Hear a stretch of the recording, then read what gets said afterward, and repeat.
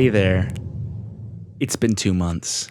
Let's talk about that. A new season of Doctor Who has come and gone, and I have a lot to say about it. Even though I had some issues with the 60th anniversary specials and how Russell's been running the show as of late, I was casually optimistic going into this season for really 3 reasons. Reason 1, it looked like they were going to get experimental this time around, and that's something I've been asking for God knows how long. Reason 2, Ncuti Gatwa is Ncuti Gatwa, no elaboration needed. And 3, the Doctor finally has drip. Again, no elaboration needed. Honestly, this video is long enough, so why don't we just... That seems ominous. I don't know, maybe it'll be relevant later. Let's just move on and get right into the first episode of the new season, Space Babies. Space babies! Space babies! Space babies! Space babies. Space babies! Space babies. Space baby! Space babies! Space babies! Space babies. Space babies! Space babies. Opening the season with Space Babies was a mistake. Maybe just including it at all was a mistake. But whoa. We've been waiting for an awfully long time. Russell has made it clear he wants this new season to attract new young adult viewers. Yet this episode is so juvenile that I genuinely can't see anyone above the age of 12 being able to get anything out of it, really. It genuinely looks and feels like one of those talking dog movies. Why, you rotten little mutts! Get them! I'm Captain Poppy, and I kept the station running for Mummy and Daddy. So basically the plot of this episode is that the Doctor and Ruby find a bunch of space babies who are being terrorized by a real-life bogeyman that's made of actual boogers. All of this is bogies. No. Yes. No. Yes. No. No. Then it later turns out that the computer that grew the babies also created the bogeyman because babies need stories after all. Babies need fiction, they need stories, they need monsters. Invented the bogeyman. For the baby. Space babies. So then the Doctor risks his life to save the bogeyman so that it can go on to terrorize the children another day. I get that the goal behind this ending was to subvert common story tropes by saying that the scary monster is actually just misunderstood, but I don't know if the ending really works because it seems to contradict what we've already seen. The bogeyman clearly chases and terrorizes these children in a manner that, at least from what we see, seems to put them in danger. That combined with the fact that it's debatable whether this thing is even sentient, being that it was made out of boogers by a computer, makes the Doctor's decision to rescue it seem slightly questionable. No, that's what you do, Jocelyn. You save them all. I think this would have worked better if we'd been shown that the bogeyman never actually presented any threat, and we got to see the babies actually get over their fear of it, but that beat is entirely skipped. We just cut to an ending scene where the babies, for whatever reason, are no longer afraid of it, even though it was designed specifically to scare them, and then it howls like a wolf, because I guess it does that. At least it has a cool ending where they blast off into space with poo. Also, the episode's kind of a clunky metaphor for the anti-abortion movement. So, the planet down below refused to stop the babies being born, but once they're born, they don't look after them. It's a very strange planet. I could elaborate on parts of this episode that don't really make sense, like the bit when the Doctor is getting sucked out of an airlock, and yet when he lets go, he just gets sucked directly backwards instead of through the hole in the hull, but it's becoming increasingly clear that these episodes aren't even really trying to be what you'd call realistic, so there's no point. It's funny that I went on about how Church on Ruby Road is very reminiscent of Rose, because Space Babies is very reminiscent of the end of the world. The Doctor and his new companion land on a space station set far in humanity's future, meet characters with bad CGI mouths, and fight against a mysterious, monstrous villain which turns out to be a red herring for the real baddie. There's even a scene in Space Babies that's almost identical to one from the end of the world where the Doctor provides Ruby with the ability to phone her mom. We're out of range. Just a bit. Tell you what, with a little bit of jiggery pokery. There you go. Mum? Oh, what is it? What's wrong? What have I done now? Is there something wrong? No, I'm fine. My mum, she's long gone now. Can I see your phone? One phone call. Well, what is it Mom? Yes, Mum, obviously. They even end on the same joke. I think that's amazing. You want to see the bill? That's the best signal ever. How much that cost? Except the scene is far less effective here than it was in The End of the World, because in that episode, Rose goes through a crisis, realizing that she's just abandoned her life and run away with a complete stranger. I just sort of hitched a lift with this man. Didn't even think about it. Don't even know who he is. The conversation she has with her mother serves as a bridge between the world she's left behind and the world she's in now. 5 billion years later, my mum's dead. Bundle of laughs you are. The episode actually tackles how jarring it would be for her to be in a foreign environment like this, whereas Space Babies more or less glosses over everything. Ruby barely even feels like she's a presence in this episode. When the Doctor gives her a TARDIS key, it doesn't feel earned the way it has in the past, because we've barely seen Ruby do anything. It's actually funny that I went out of my way to use The End of the World as an example of when Doctor Who does camp right, because this episode is a perfect example of when Doctor Who does camp wrong. I'm so scared. I think the only part of this episode I really get anything out of is the part of it that sets up Ruby's mystery box storyline. Doctor, it's snowing. It's like a memory just came through. Anytime she thinks of her mother, somehow she's able to make it snow, no matter where they are. And on top of that, the Doctor's memory of the night he saw Ruby's mother seems to change itself somehow. What's going on here? Does she have the ability to rewrite time? Color me intrigued. Can't say I liked this episode, though. When was the last time that you had a hug? Never. This is what the devil plays before he goes to sleep. If any episode from this season is a perfect showcase of Russell's new vision for Doctor Who, it's this one. This episode is pretty much nothing but vibes. It doesn't have that much structure. It was advertised as a Beatles episode, but it did not end up being that at all. It was more so just an episode where the Doctor and Ruby ran away from the Maestro repeatedly. Oh yeah, speaking of the Maestro, they are a villain that wants to rid the world of music. The best scenes in this episode are the ones at the beginning when we get to see everyone at Abbey Road Studios having had their talent sucked out. I've got a dog, he's called Fred. My dog is alive, he's not dead. I love my dog. Honestly, that song easily could have made the White Album. So, does it work? I mean, it's fun. Music battle. I'm kind of disappointed that more of the runtime wasn't dedicated to the Doctor and Ruby conversing with all the people at Abbey Road, because not much really happens in this episode apart from an extended action sequence and a lot of exposition. There aren't even any Beatles songs in it. You cheated me. Disgusted. The climax basically boils down to two people playing musical instruments at each other while music notes fly out, which is something I've seen like a million times before, and in ways that were far more creative than this. And like with the toy maker, the way the Maestro is defeated ends up being really anticlimactic. Apparently all you need to do to defeat them is to just play a secret chord. Who found the lost chord? Which means a different combination of notes would banish you. And John Lennon and Paul McCartney walk up to a piano that has some floating music notes above it, don't question why the music notes are there, and then they just find the chord. And, you know, that's it. The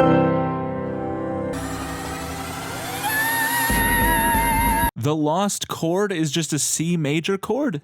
That's like the most generic chord it could have been. They're at Abbey Road Studios. There would have been people playing C major chords left and right. Why didn't any of those banish the Maestro? I mean, I don't even know why I'm harping on about this. It's obvious there wasn't much attention to detail here. The Doctor supposedly plays most of this chord in a previous scene, but the notes he plays are completely different. Even the notes described in the narration are wrong. A second, and a third, and fourth, and fifth, and you put them together. Which, by the way, would sound like this. If this show keeps spitting on music theory, I am going to spit on it. Even though there are little moments here and there that I think are done well, it's all kind of bogged down by poor characterization again. There's a scene in this episode where the Doctor and Ruby return to modern day and see that the entire world has been destroyed because there's no more music. I think without music, The human race goes sour. Without any way of expressing a broken heart, they go to war. It's very Disney. And yet the episode barely focuses on how seeing something like this affected Ruby emotionally. It's played for one beat and then swiftly moved on from. Space Babies ends with a scene of her reuniting with her mum. Tell your mum not to slap me. But I think that scene would have worked a lot better at the end of this episode since she came so close to losing her, instead of the dance party we get instead.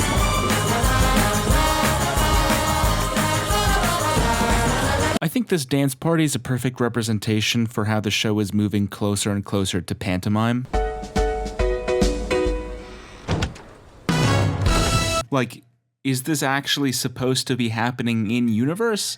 I don't really know. At least we get a cameo from the goat. And again, I'm not against the idea of a super over-the-top musical episode of the show, but if you want to make a musical episode, make a musical episode. Set it on Planet Music or whatever. Don't just take a normal episode that's supposed to take place in the real world and then just randomly saddle a music video onto the end of it. The thing is, I think the pieces for a great ending are all here. It just wasn't really arranged properly. Okay, picture this. The way to defeat the maestro isn't just to play a random arbitrary set of notes, but rather to outperform them. And I think you could get really creative with it, like if you're determined to keep the instrument battle with music notes flying at each other, you could have the Doctor intentionally weaponize harmony, like he could play notes that are dissonant to what the maestro is playing to cause them harm. But despite all the Doctor's best efforts, it seems that he cannot overpower the maestro. Until we hear the faint sounds of someone playing the piano and singing along. The Doctor and the maestro turn simultaneously to see Paul McCartney, shortly joined by John Lennon on guitar. Despite the fact that the maestro had sucked their talent out, just hearing this music blaring from down the hall was enough to give them the inspiration they needed to pick back up their instruments. And then, one by one, all the musicians at Abbey Road hear it and come in to reclaim what's theirs. And that's the part where you could include an actual Beatles song.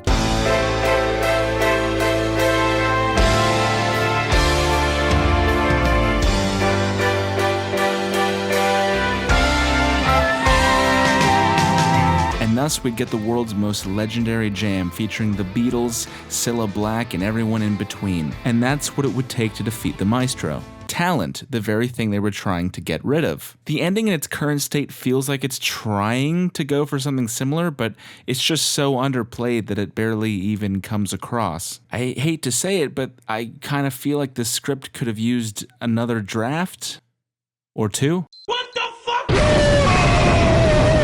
For most people, Boom was where this season finally found its footing, and it's not hard to see why. This is Stephen Moffat's triumphant return to the show after 7 years away, and he makes sure to let you know that by constantly referencing his era every 5 minutes. Fish fingers and custard. It is the first episode we've gotten in a while that truly feels like it isn't rehashing any old ideas or formulas. Harry, I'm standing on a landmark. It's trying to do something wholly new, basically a bottle episode, and I think it actually pulls it off. Moffat actually takes the time to make sure the episode is paced well. There is a gradual rising tension throughout the whole thing as the landmine gets closer and closer to exploding and more characters are introduced one at a time. The episode basically ends on a deus ex machina where the power of love is able to overpower the programming of a bunch of computers, which doesn't necessarily make sense, but I'll actually give it a pass in this case because it's emotionally satisfying. The reason I criticized all those plot points that seems to come completely out of left field or had no explanation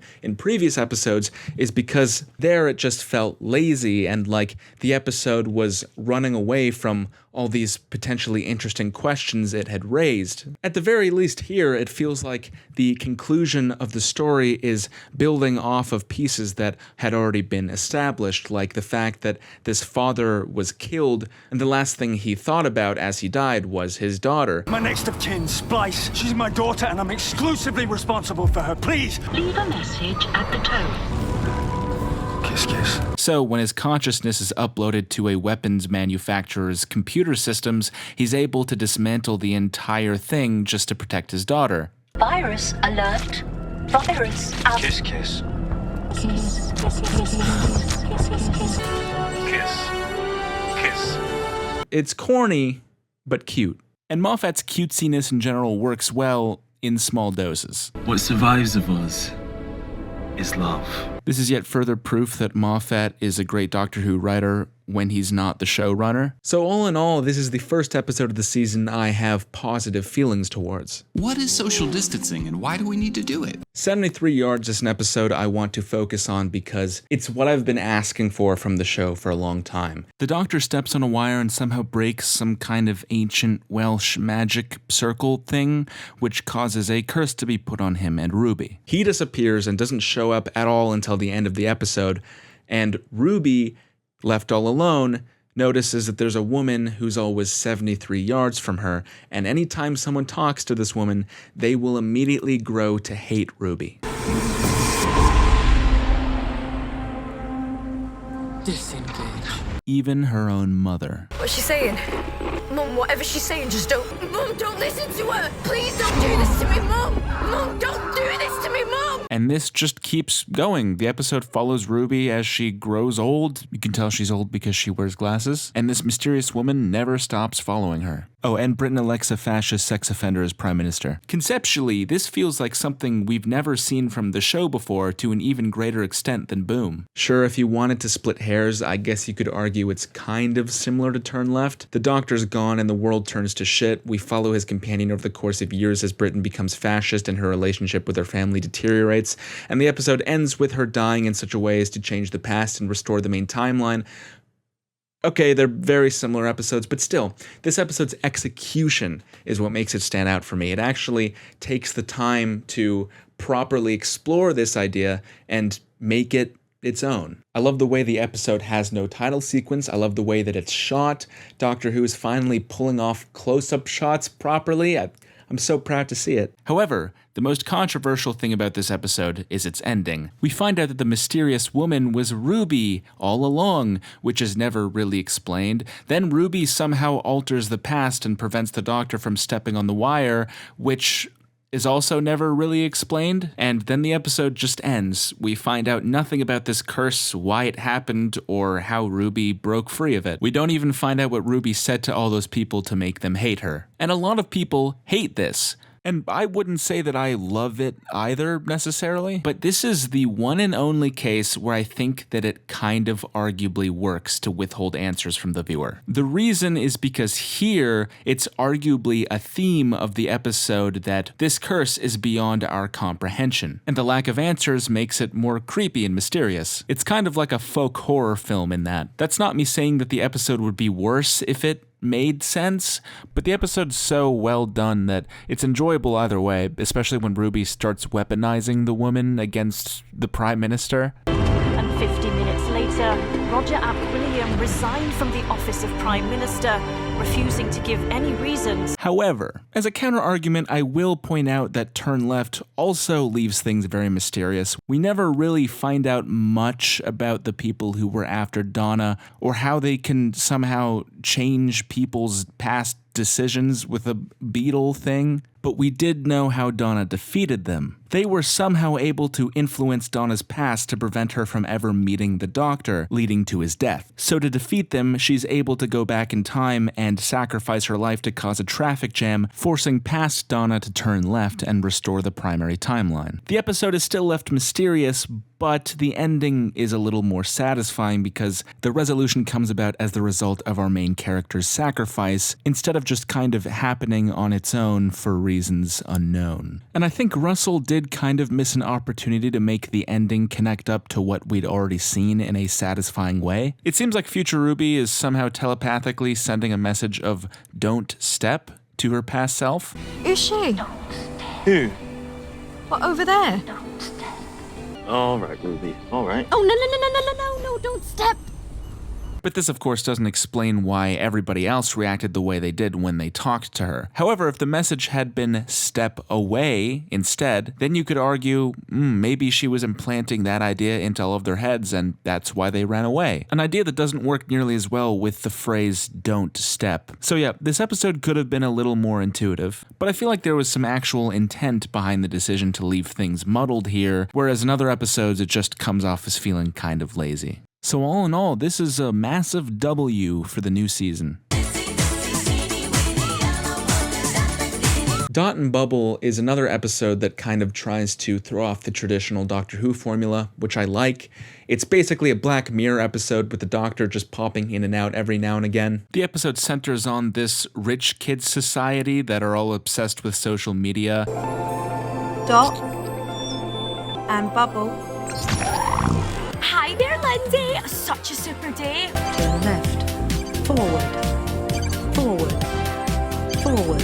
Which is targeted by a bunch of mysterious slugs that seem to be killing everyone until it turns out the slugs were created by the AI that runs the society because it's grown to hate them. It's an interesting idea, and like the last few episodes, this one feels fresh, it's well-paced, but it doesn't really make sense. Like, it's not really clear why the AI decides to kill all these kids with a bunch of slow, inefficient slugs when it's shown to be capable of killing on its own. It's also not really clear where the slugs came from in the first place, but by this point I wasn't really expecting like airtight logic in these episodes, so whatever. But the part of this episode that everyone talks about is the ending, where it's revealed that the annoying rich kids were actually racist all along, which I called, by the way. I called it. I saw it coming, so I'm proud of myself. You, sir, are not one of us. You were kind, although it was your duty to save me, obviously. And I like this twist, and I like how it's actually woven into the episode before this point so that you can go back and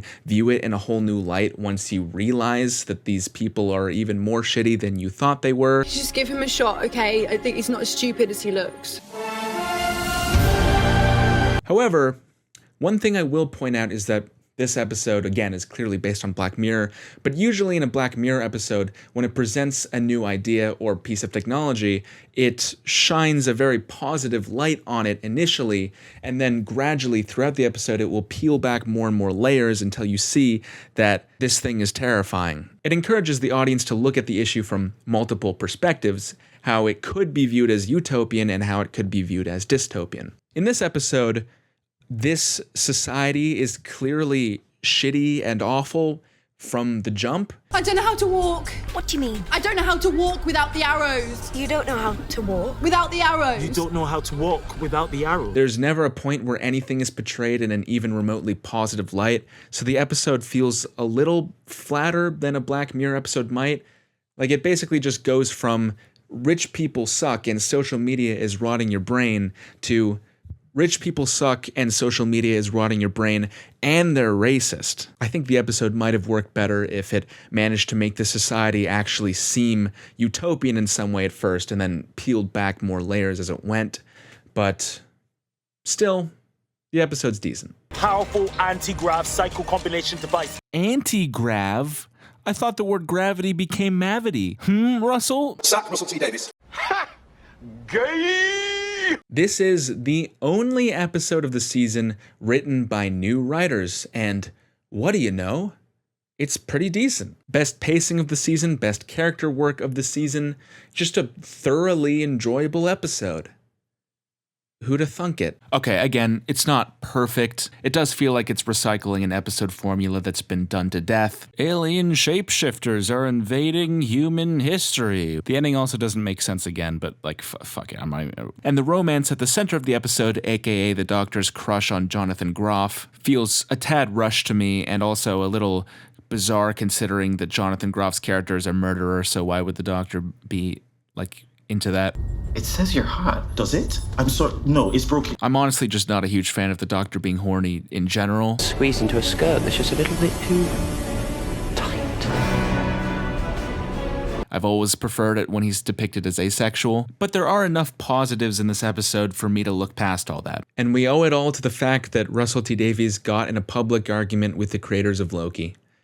Maybe he should get into more public arguments so that we can get more episodes written by guests. One thing I do want to mention, though, is that around the time this episode aired, there was a lot of discourse about the fact that the 15th Doctor cries a lot. In fact, he cries in literally every single episode this season, except for 73 Yards, which he's barely even in. Now, I think I know what Russell was going for with this. The point is supposed to be that the 15th Doctor is more in touch with his emotions than previous incarnations, and he lets his emotions spill out. I understand and appreciate that side of things, though I think it would have made a lot of sense to make the 15th Doctor a more stoic incarnation.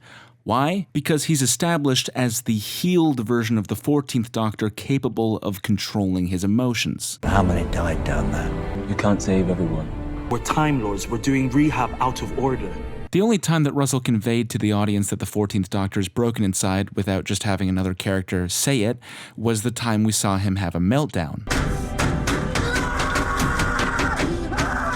So I think it would have worked really well if we saw the 15th Doctor, in contrast to that, as an incarnation who's capable of keeping everything under control, as opposed to having seemingly even more meltdowns than the 14th Doctor did. At one point getting so emotionally distraught that he decides to take out his anger on a bunch of baddies by condemning them to a slow and cruel death. How long do they live for? They have a lifespan of 600 years. Good. It's a long time to suffer. Also, just in general, showing him cry every episode does kind of lessen its impact. There are moments coming up in the finale that I think would have hit a lot harder if, we hadn't already seen him lose it in every single episode up to that point. People accused the 10th Doctor of being weepy and over-emotional, but he only cried 4 times throughout his entire tenure in the role? The 10th Doctor's emotions were usually a lot more muted and subtle, which, and I know this is subjective, I think works a lot better for a character as old and weathered as the Doctor. I've always thought that there are certain core traits of the Doctor it's important for every incarnation to have, and one of them is to impart a sense of authority and stoicism, which I just don't know if I'm getting from 15 that much. It also really doesn't help that for the last 5 episodes we've looked at, he wasn't the one who saved the day in any of them. His relationship with Ruby also seems a little one-note to me. They never come into any conflict, something that was really effective at generating drama in previous seasons. Don't you dare lump me in with the rest of all the little humans that you think are so tiny and silly and predictable. All of this paints the picture of a Doctor who, at least at this point, isn't as fleshed out as I would like him to be.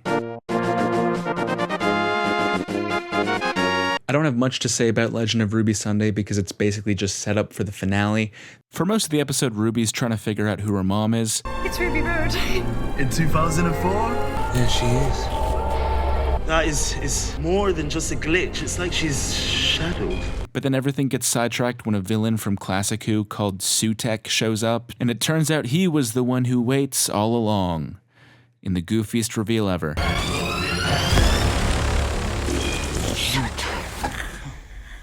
And while I was watching this, all I could think was, is this season still supposed to be a jumping on point for new viewers? Because none of them are going to understand the significance of this. There's probably even a decent amount of people who have been watching the show for years who still don't know what the significance of Sutek is. And for all the things I like in this episode, it really does feel like it bubbles down to name recognition and fan service in its final moments, which, I don't know, I don't think that was the best move. Also, we find out in this episode that Kate Stewart really likes hiring children to work at UNIT. Really, what was the point of including Rose in this episode? She's 15, and she doesn't even really do anything except just stand in the background. I get that child labor is cheap, but come on, Kate, you gotta have principles. Trying to strike a chord, and it's probably A minor. Oh no. Okay, this is it. The finale. Let's see what Russell has up his sleeve. This episode immediately had me a little concerned because Sutek destroys the entire universe in a sequence that's quite similar to Infinity War and may have been ripped from Infinity War. We know for a fact that Russell likes Marvel movies. Yes, at the very beginning of this episode, all of reality itself gets destroyed, which I think is part of a problem that's been brewing with the show for a while now, which is that each finale thinks it has to up the stakes of the last one. So every year now, we're pretty much getting a finale where the entire universe gets destroyed and then reset, and it's just kind of lost all of its impact, especially when you go out of your way to say that every sun in the universe is dead. Every sun is dead. But then everywhere they go throughout the episode, there's clearly a sun in the sky. It just feels sloppy. There's a lot more that happens at the beginning of this episode that I don't even want to get into, like Sutekh revealing he's been attached to the TARDIS since Pyramids of Mars, which carries some big implications with it, but also paved the way for some great memes, so I'm not complaining. Or the clunky way that exposition is conveyed in the scene when Sutekh is explaining his evil plan. I created an apparition of her universally every time we landed on every single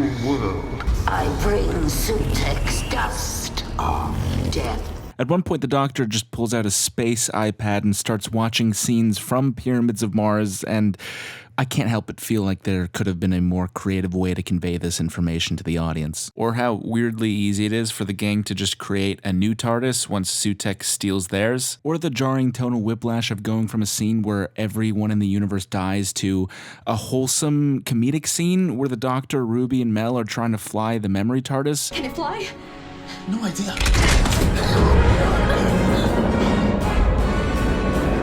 And then just back to sadness once they remember what just happened.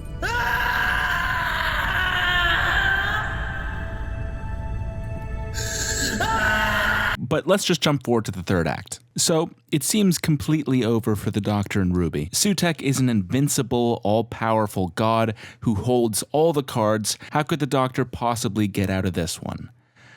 Well, in the memory TARDIS, a whistle kind of like falls on him from out of the ceiling.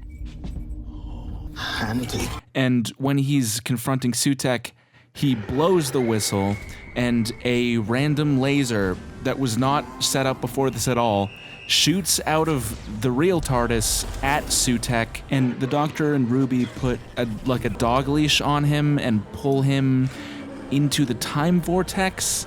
And because Sutekh's already been in the time vortex and Sutekh is the god of death, death plus death equals life. What happens if you bring death to death? You bring life! So everyone that Sutekh killed comes back to life, and then Sutekh dissolves. That is terrible. That is a terrible conclusion. It doesn't make any sense. It's completely unsatisfying. There's no real emotion attached to it at all. Like, it's just so random. I don't understand why... It's that noise again. Maybe I should go investigate it.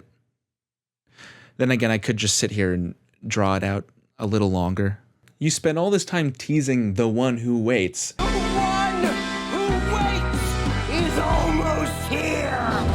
And telling us that Sutekh is the most powerful being in the universe, far more powerful than even the Toymaker or the Maestro, and then he doesn't really do anything throughout the entire episode, and he gets defeated by a rope. It's established that he's so strong he can paralyze people with just his mind. And yet, whilst the Doctor and Ruby are tugging him into the time vortex, he just sorta lets it happen. Use your paralysis or like spawn in some new minions or just do something, man. Come on. Oh, and if you thought that Rose's inexplicable presence in the last episode was because it was leading somewhere, like she was going to do something important in this episode, you'd have thought wrong, because she doesn't do anything in this episode again. But that's not even the part of the episode I want to focus on the most. I want to talk about the very ending when Ruby's mother is finally revealed. All along, it was some random lady. She's so ordinary. She's wonderful. How did she stay invisible from a god? She defeated Sutekh. She was important because we think she's important. Okay, I mean, that's subversive. Here we were thinking that the reason that all this inexplicable stuff had been going on around Ruby was because she was of extraordinary origins, but apparently not. It must have been for some other reason. So, what was that reason? What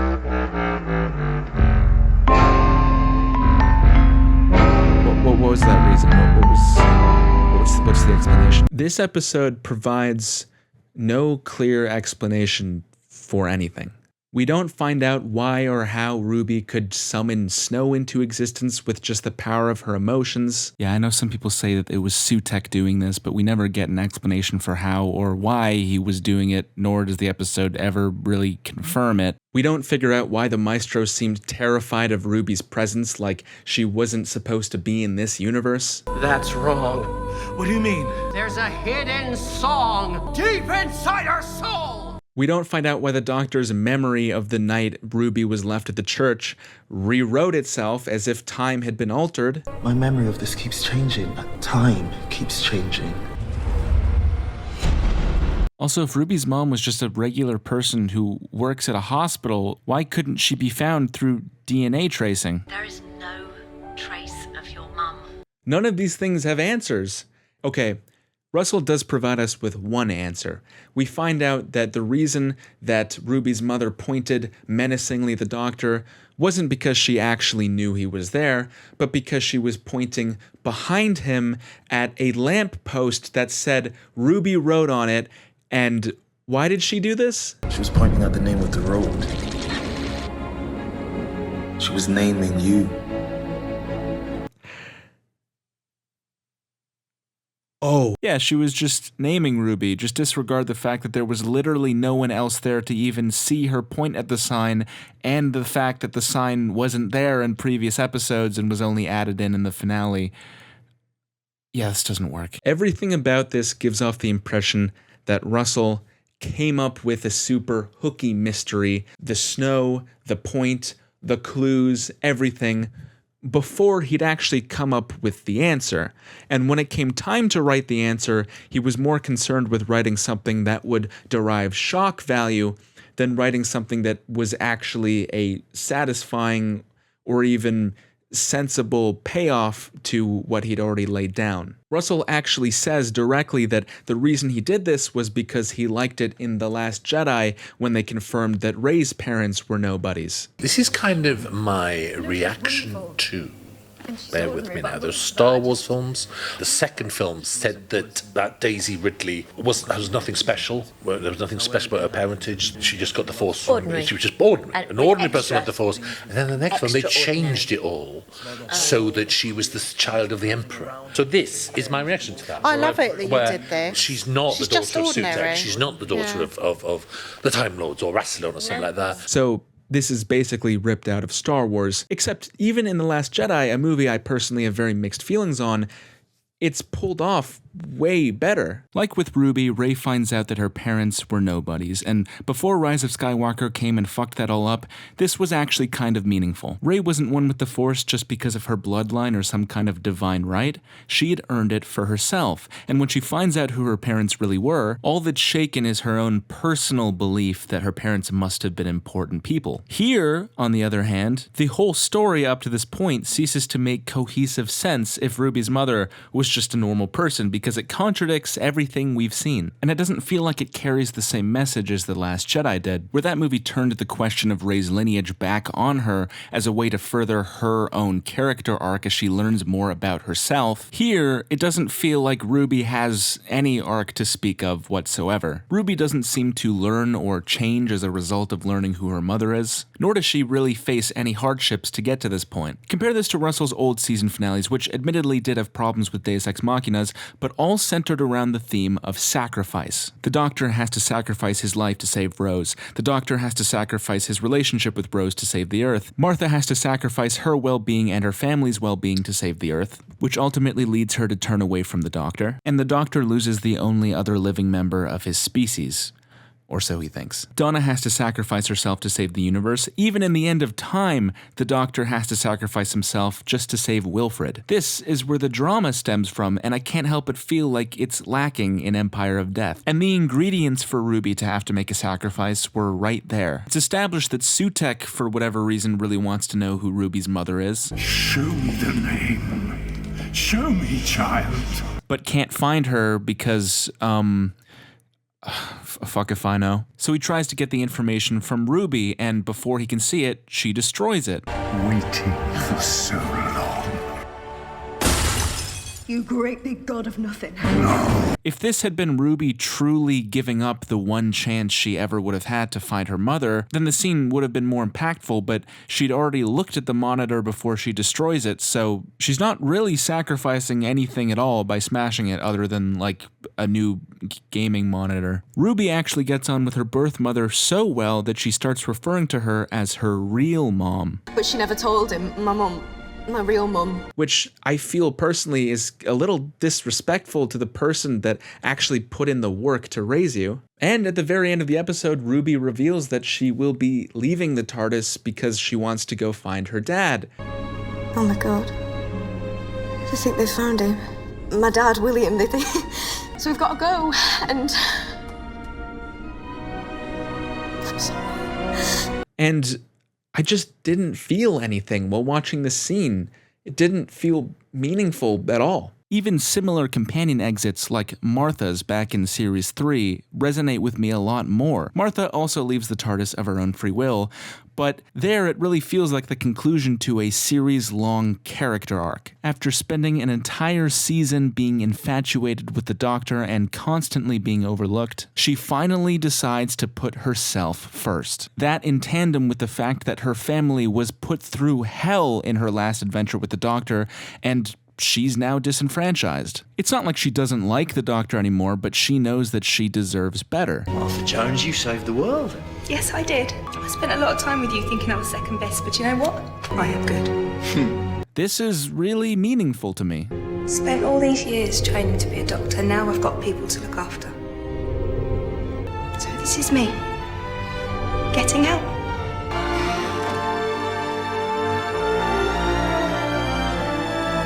Meanwhile, with Ruby's exit, I'm not even 100% sure why she's leaving.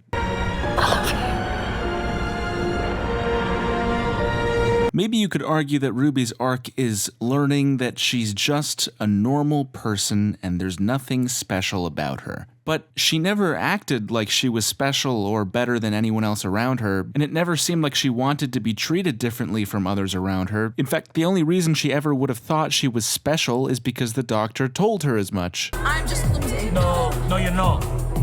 It's worse than that. Regardless, it's difficult to see how her behavior actually changes across the season. Let me just put it this way. In The Last Jedi, Rey learns that she's not defined by her lineage and that she should be her own person. In this season of Doctor Who, Ruby's entire story is defined by the question of her lineage, and when she finds out who her mother is, she ends up leaving her life with the Doctor behind just so that she can be with her, having discovered seemingly very little about herself in the process. Oh, by the way, this is just a personal nitpick, but Sutekh is not the god of death in Egyptian mythology, and now a whole new generation is going to think Sutekh is the god of death, and it pisses me off. You know, in the actual lore of Sutekh, he ate lettuce that had cum on it and then got pregnant. I'm not even making that up. That's the story of Sutekh they should have adapted. I would have loved to see that hit the big screen in glorious 4K. Could have really seen the detail on the cum lettuce. Let's use the TARDIS to go back in time about 3 hours to when I was talking about the verisimilitude spectrum. It's very clear that Russell does not value logic whatsoever, if he really ever did. And I think that that's a mistake.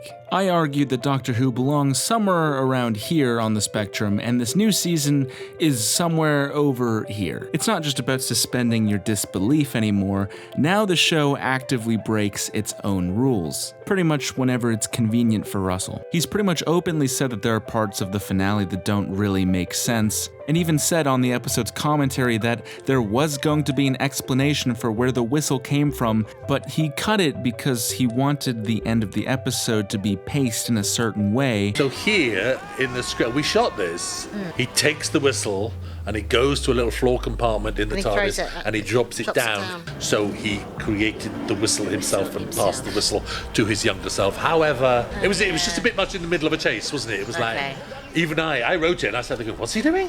Oh no, it was good. I thought it was great. It was good. Love my whistle. And that's when he went and did it. Yeah. And we lost it though. Meaning we're left with an episode where the solution literally drops out of the sky into the Doctor's hands. At that point, why not just have the Doctor find a button that says win on it to defeat the bad guys? This new season has really exposed the flaws with the original binary I drew between logic and themes, because the fact of the matter is that I think this season is a perfect example of when a lack of logic also impedes on the themes. Episodes like Empire of Death are so garbled and confused it's difficult to even take anything from it. That's what greatly confuses me when I see a lot of people defending this season by saying that it doesn't matter that it doesn't make sense because the themes are all that's important. Like, yeah, themes are important, but what's just as important is how you present those themes to the audience and how well they will resonate. The medium is the message. And in my eyes, even though this season tries to tackle a lot of interesting themes, like the idea that the most regular person in the universe could be the most important, it doesn't do it very well, especially since the show has tackled that exact theme in the past and done it better. And for one moment, one shining moment, she was the most important woman in the whole wide universe. She still is. She's my daughter. And maybe you should tell her that once in a while. I'm sorry, but Russell's been saying in interviews for a while now that we need to watch closely and pay attention to the details, and eventually satisfying answers will come. And that wasn't true. Answers are coming. Don't worry. I'm not going to do that vague science fiction thing of going, oh, we might find out one day. Big answers on their way. The answer to why Ruby was able to make it snow, or why the Trickster's theme from the Sarah Jane Adventures played, was that there was no answer. Yes, I've been online and I've seen all the theories people have come up with to explain this, like saying it was actually Sutek doing it to try to deceive the Doctor into thinking it was important. Even though it's established that Sutek himself clearly thought that the identity of Ruby's mom was important, which would imply he, got tricked by his own deception? Or that it was the line of salt, which is, I've already covered why that's just dumb. But I honestly don't think Russell really intended an explanation, at least not in the sense we're used to. To fantasy felt like a very natural direction. It's always been on the edge of Doctor Who.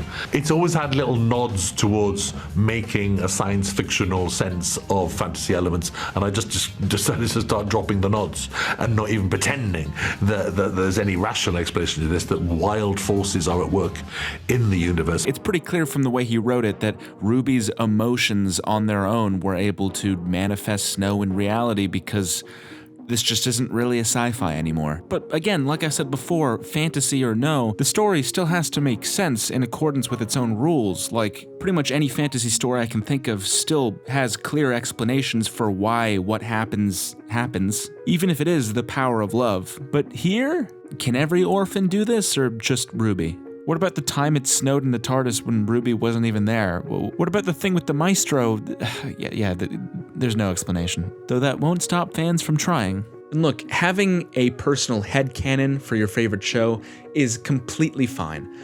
I just take issue with the subset of people that have become so passionate in their headcanons that they've begun calling other people idiots for not seeing the obvious, even though there's no fandom consensus on what the obvious actually is. It's funny that I already went over the toxic negativity surrounding this new era of the show online, because I think just as interesting to analyze is what I can only describe as toxic positivity surrounding it. I know that sounds like an oxymoron, but there really is a subset of people who do not take kindly to others criticizing this season in any way, shape, or form.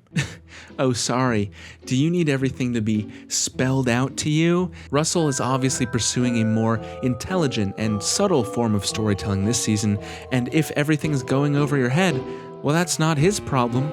It's kind of your problem. I hate this talking point because not only does it blame the audience for things the writers should have conveyed better, but it conflates subtlety with cohesion. Firstly, nothing Russell wrote this season is even slightly subtle. Every single theme is pretty much stated out loud by the characters, and in the case of Ruby's mom, the theme itself becomes the in-universe explanation for why everything happened. She was special because we thought she was special. There's a difference between something being left up to interpretation and something being nonsensical. It's like everything I said about the bi-generation dialed up to 11. Russell's made it very clear he's trying to bring in a mainstream audience with this season. If you leave gaping holes in the story like this, no amount of headcanon is going to solve the fact that the majority of people will walk away from this episode feeling deeply confused. Because most of the clues we got led absolutely nowhere. They're gonna start catching on to the fact that you're playing them for fools, and it will be harder for them to actually get invested in future plot lines. Like, we never found out who Mrs. Flood is in Empire of Death. I guess that's carrying into the next season. Oh, what happens to that mysterious traveler in time and space? I'm sorry to say his story ends in absolute terror.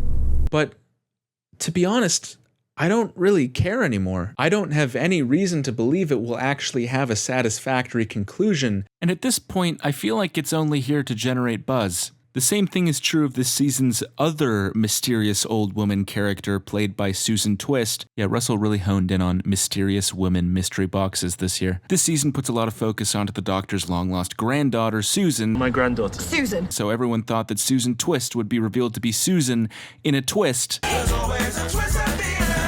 But she wasn't. And unless Susan's gonna end up being Miss Flood or something, all those references to her were just there to mislead people. Time Rose were murdered. Maybe it killed her too. Red herrings are one thing, but this is basically just like clickbait storytelling. And I didn't exactly know what the ending was. I said, we kept on saying you'll have a big part. It's very much kind of internet age storytelling where you just hope it'll generate content. It's kind of proved to be very popular. People are really taking off with it. Okay. I'm not going to sit here and pretend that Doctor Who's completely innocent of ever having done stuff just for the sake of generating content in the past, but I don't think I've ever seen one of the showrunners admit to it like this. I mean, props to him for being honest, I guess, but you shouldn't be writing things into your episode just for the sake of generating internet buzz and keeping people's attention artificially. There's just okay, you know what? I'm going to investigate this. Screw it.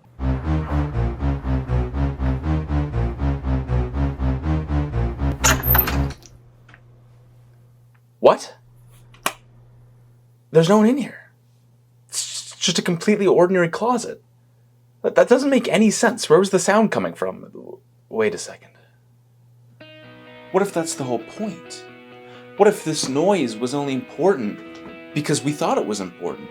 I mean, I thought it was important, and you guys thought it was important, and it definitely kept you watching the video, which means it generated content, and maybe that's what really matters at the end of the day. Like,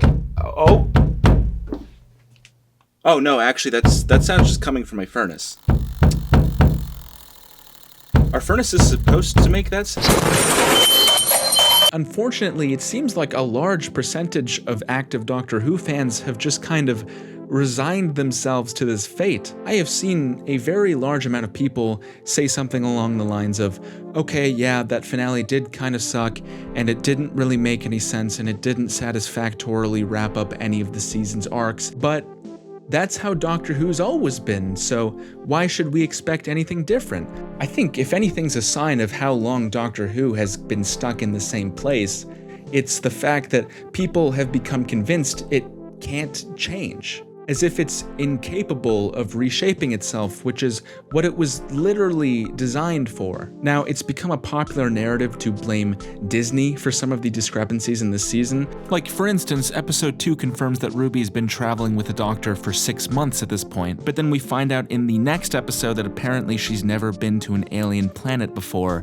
Your first time on a new planet. It flips your stomach, doesn't it? And what exactly were they doing for all that time if they never went to an alien planet, just like hanging out in Cardiff? So because of this, a lot of people suspected that Disney had messed with the order of the episodes. But Russell himself came out and debunked this. He claims this is how it was always supposed to be, which just makes me think that this season wasn't super well planned out. The ratings were supposed to go up this season, but they went down yet again because not enough thought went into making this a good jumping on point. Like, genuinely, how many random Disney Plus goers do you think watched Space Babies and decided based on that they wanted to keep going with the series? Like, seriously, if you're trying to get young people to watch it, why is it airing at midnight? It may be fitting that they reused an old logo for this era because it still feels in many ways like the show is scared to truly change itself at its core, even with some experimentation this year. And it may not truly change until a completely new creative team is at the wheel. Overall,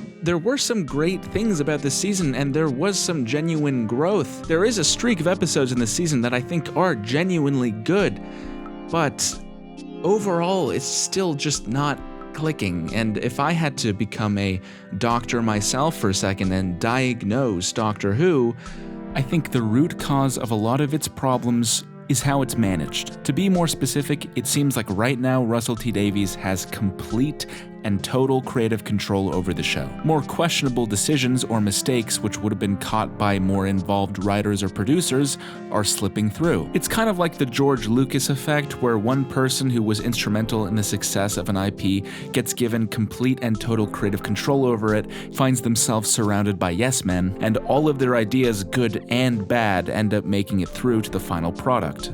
I may have gone too far in a few places. This is a slippery slope because I don't want to suggest that creative control should be taken away from an auteur, but for a show like Doctor Who that prides itself on variety and exploration, does it not make sense to have a large creative team of diverse writers behind it? Why have virtually everything be written by the same guy? If you want to do an episode about music, why not bring on someone who actually knows something about music? If you want to do an episode about racism, why not bring on a writer of color who has a deep personal understanding of the issue? Let me be clear, I am not advocating for the sacking of Russell T Davies, sorry Chris, but I don't think he should have all the power. I truly believe that if you fix this problem, a lot of the other issues with the show will disappear almost immediately. The show would finally feel like it was free of the same few ideas and formulas being recycled over and over. And depending on which new writers you bring in, the show might start actually taking verisimilitude seriously, which I think is currently hampering its quality a lot. I think any way you spin it,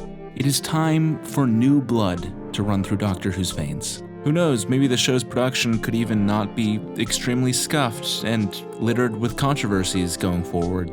Maybe. Though the way the recent controversies with Millie Gibson were handled, in that no one stepped up to defend her, doesn't bode super well. I do want Doctor Who to succeed, but I am worried about its future right now. Especially now that we've seen that the ratings have plummeted even further from Jodie Whittaker's era. But I haven't given up hope, nor will I, because no matter what happens to Doctor Who, no matter how rough the road ahead may be, this will always be the show that I love and the show that defined my childhood more than any other. So let me leave you with this. There's an old saying, a phrase of great power and wisdom, and consolation to the soul in times of need. Time travel is really hard to write about. Or alternatively, I could close out the video with these 6 words. Don't you think he looks tired? I'm sorry, I couldn't resist.